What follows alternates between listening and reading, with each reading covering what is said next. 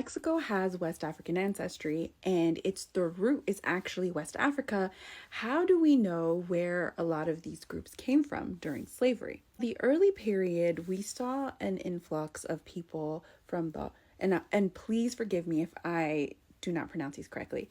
Wolof, Mande, and Mandinga tribes, and these were the first tribes that were brought into Nueva España, which is modern day Mexico, and many of them were multilingual. Then by the 17th century, there was a shift, and there was more Kikongo and Kibundu tribes and Kibundu speakers. That's where I talked about how the word chingar is actually Kibundo, because that is the 17th century shift in what people were brought into Mexico during slavery. A lot of them came through the Veracruz port, but there's also an East African route where East African people were brought to Mexico from the Manila Acapulco route.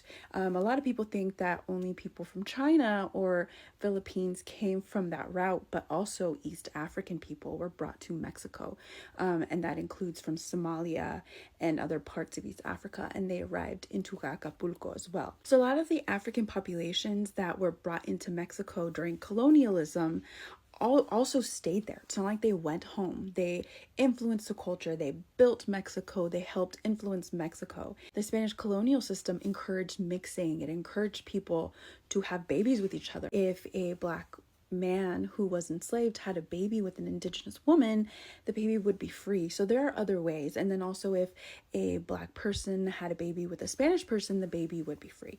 So there's a lot of huge differences in the colonial system in Mexico, in Nueva España, and during the colonial period. But a lot of the populations that were brought from West Africa, from East Africa into Mexico, have a huge impact on the Mexican culture.